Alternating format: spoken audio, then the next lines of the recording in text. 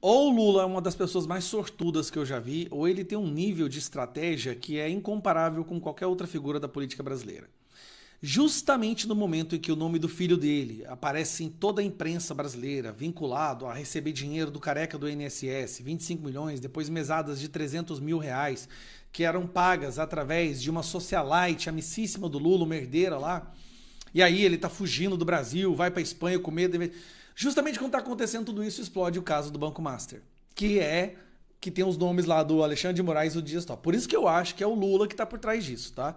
Porque essa foi a melhor cortina de fumaça que eu já vi. Só que não adianta. O Lula tem uma família muito grande. Não é só o filho dele e o irmão dele que está envolvido em esquemas. Não podemos esquecer, e afinal de contas, hoje teve mais uma ação da Polícia Federal, só que dessa vez foi contra a nora e o outro filho do Lula. Gente, isso tem que fazer. Um dia isso tem que virar um filme. Há um tempo atrás, você se lembra, a Polícia Federal fez uma busca e apreensão na casa da nora do Lula, desviando dinheiro do Ministério da Educação. E aí, quando a Polícia Federal chega lá para fazer a busca e apreensão, quem que eles dão de cara? Eles dão de cara com o outro filho do Lula. Não é o Lulinha, é um outro filho do Lula, que também várias vezes foi envolvido em escândalos aí. O cara vai e abre a porta, 6 horas da manhã, tá? A Polícia Federal. O que foi? Não, a gente veio aqui para investigar o caso da sua esposa, porque ela não é ex-nora, tá? Se ele tava dormindo lá, não é ex-nora. Tudo bem.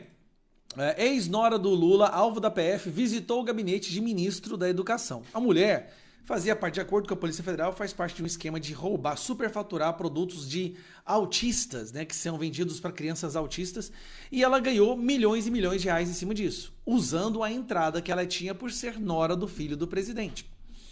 Por que eu tô voltando a esse assunto específico hoje? Por causa disso aqui, ó. PF avança em investigação por fraude em licitações que envolve empresária ligada à ex-nora de Lula. E aí hoje teve mais uma ação. Cadê? Hoje teve mais uma ação. Hoje teve mais buscas e apreensões envolvendo o nome da nora do Lula e do filho dele. PF avança na terceira fase do Coffee Break, que investiga ex-nora de Lula por fraude de licitação. Eu acho interessante quando a imprensa usa ex-nora, mas lembrando, a Polícia Federal foi lá às 6 horas da manhã, quem abriu a porta foi o filho do Lula. Engraçado, né?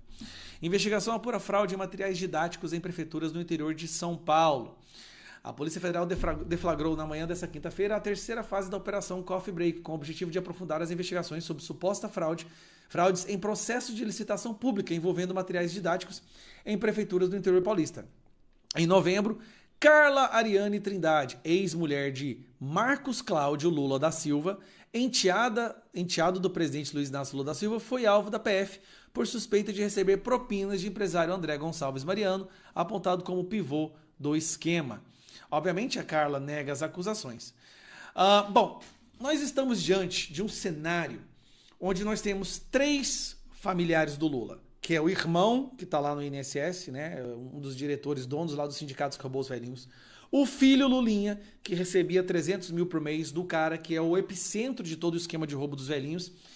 E nós temos agora a nora e o filho do Lula, que são 4, né?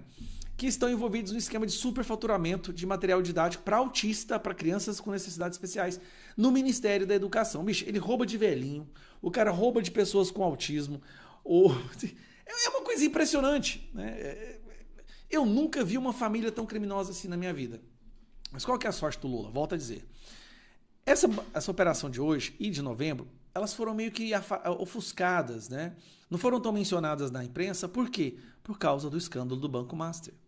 Na minha opinião, Lula está sendo a pessoa responsável por vazar as informações sobre Alexandre de Moraes e Dias Toffoli, porque isso cria um escândalo tão maior que esses outros, podemos dizer, escândalozinhos, acabam sendo negligenciados pela imprensa brasileira, não são falados, não vêm à tona.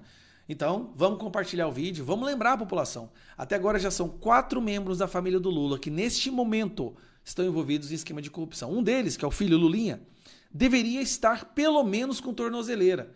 O que nós temos até agora, tem uma coisa que saiu, que é rapidinho aqui, ó. Isso aqui eu preciso te falar. Olha lá, olha. Vocês viram isso aqui, ó? Uma casa luxuosa em Brasília virou QG dos negócios do filho do presidente Lula, Fábio Luiz Lula da Silva, também conhecido como Lulinha.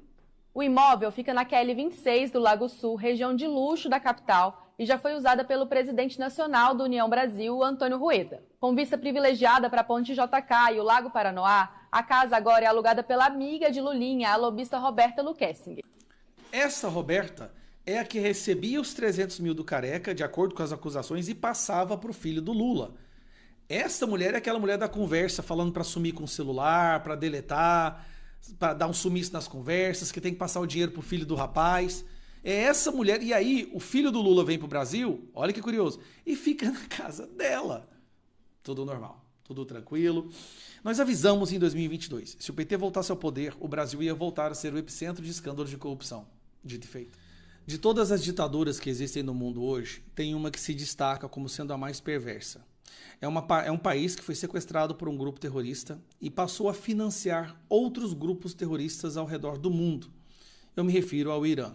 Se você acha que a situação da Venezuela era ruim, a situação do Irã é infinitamente vezes pior. É um país dominado por um grupo terrorista fundamentalista islâmico que deu um golpe em 1979, jogam homossexuais de prédios, torturam mulheres, matam famílias inteiras, executam em praça pública quem discorda dessa ditadura e fazem isso em plena luz do dia. Como se não fosse o bastante, financiam Hamas, financiam Hezbollah, Jihad Islâmica e terroristas no mundo inteiro. Não existe nenhum país do mundo que se equipara à perversidade, o quão diabólico é o Irã. Bom, recentemente, a população do Irã, depois de décadas sendo oprimida, perseguida e assassinada, decidiu ir para as ruas, lutar pela sua liberdade. E virou notícia internacional. O que a ditadura do Irã começou a fazer? Começou a matar essas pessoas. Os números mais modestos falam em cerca de 2.000 pessoas, mas a verdade é que os números podem passar da casa dos 10.000. Eles estão executando pessoas nas ruas, que estão indo para as ruas pedir por liberdade. Para você entender como era o Irã antes, eu até separei um site aqui que eu achei interessante, que é esse aqui. Ó. No Irã, antes desse golpe, as mulheres podiam ir para as faculdades, as mulheres podiam trabalhar, elas tinham liberdade, elas podiam se vestir da forma que elas quisessem, elas podiam ser livres. As pessoas eram livres, aqui você vê isso aqui é o Irã. Você olha para uma imagem dessa, você não consegue diferenciar o Irã de qualquer outro país ocidental livre onde as mulheres são respeitadas. É ou não é? Só que, depois da Revolução, ou melhor dizendo, depois, isso aqui é o Irã também, antes de 1979, depois que veio a Revolução, que eles falam, a situação das mulheres virou isso daqui. Elas são apedrejadas nas ruas, elas não podem mostrar os seus rostos, elas não podem mais estudar, elas não podem trabalhar, elas não podem ter propriedade no nome delas, elas se tornaram prisioneiras no seu próprio país. Bom, a população se cansou e está indo para as ruas agora. Lá, eles matam quem vão para as ruas. E de que lado o Brasil está? Você já sabe, né? Se eu estou gravando esse vídeo é porque você já imagina. Bom, essa imagem que circulou muito aqui no Brasil foi quando aqui o nosso querido vice-presidente, como você pode ver ele aqui, ó, Geraldo Alckmin, foi enviado por Lula para participar do teatro terrorista no Irã, que é a simulação da eleição, da posse do presidente, entre aspas, do Irã. E por que essa imagem ficou tão marcada e circulou tanto nas redes sociais? Bom, você está vendo essas pessoas aqui ao lado do Geraldo Alckmin? São líderes de grupos terroristas. Inclusive esse aqui que está do lado de cá, que não dá para você ver. Mas aqui nós temos líder do Hamas, foi executado. Hezbollah, Houthi, Jihad Islâmica. E aqui está do lado deles o nosso querido Geraldo Alckmin. Bom, Estados Unidos disse que vai interferir, assim como ele interferiu na Venezuela para libertar a Venezuela, ele está disposto a interferir para libertar o Irã também. Engraçado, né? Donald Trump, o terrorista malvadão, está sendo o único cara no mundo hoje que está disponibilizando todo o seu poder para libertar países. Curioso isso, muito curioso. Bom, continuando. O Lula soltou uma nota quando o Donald Trump bombardeou aquelas usinas nucleares do Irã, que eram usadas para fabricar bombas nucleares que possivelmente seriam dadas para grupos terroristas. Qual foi a reação do Lula? Vamos ver a reação do Lula? Governo brasileiro expressa aqui, ó. Governo brasileiro expressa grave preocupação com a escalada militar no Oriente Médio e condena com veemência, nesse contexto, ataques militares de Israel e, mais recentemente, dos Estados Unidos contra instalações nucleares em violação da soberania do Irã. Uma ditadura que mata seu povo é uma soberania. Isso aqui, para mim, diz muito sobre o que é o Lula e o que ele pensa desses países. E do direito internacional, qualquer ataque armado a instalações nucleares representa flagrante transgressão da Carta das Nações Unidas e de normas de Agências Internacional de Energia Atômica. Ações armadas contra instalações nucleares representam uma grave ameaça, blá, blá, blá, blá. Bom, qual que é a reação do Itamaraty e do Lula em relação às pessoas que estão sendo executadas nas ruas, que podem ter passado mais de 10 mil? O governo brasileiro solta uma notinha. O governo brasileiro acompanha com preocupação a evolução das manifestações que ocorrem desde o dia 28 de dezembro em diversas localidades do Irã. O Brasil lamenta as mortes, transmite as condolências às famílias afetadas. Lamenta as mortes, não condena. Ele não condena o fato de um grupo terrorista que sequestrou um país e está executando pessoas que lutam por liberdade. Ao sublinhar que cabe apenas aos iranianos decidir de maneira soberana sobre o futuro do seu país. Como que eles vão decidir de maneira soberana se a população, quando vai para as ruas, é exterminada? Então, esses detalhes que a gente presta atenção no governo Lula, eles são muito interessantes para mostrar de que lado que esse pessoal está da esquerda. Quando foi aquela guerra Irã e o grupo terrorista do Hamas, a esquerda ia para as ruas todos os dias para defender os terroristas.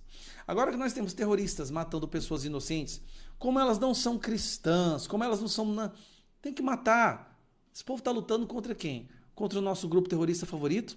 O Irã é parceiro do Lula no BRICS.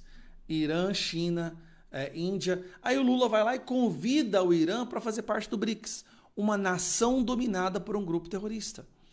E o Trump decidiu que países que mantiverem relações com o Irã vão sofrer 25% de tarifas. Quais são esses países? China, Rússia e Brasil.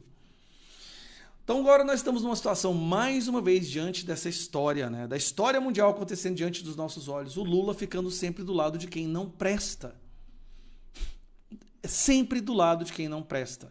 Faz notinha lamentando a morte de pessoas inocentes que estão sendo executadas nas ruas. Sabe, na minha opinião, a intenção da esquerda é um dia poder fazer isso no Brasil.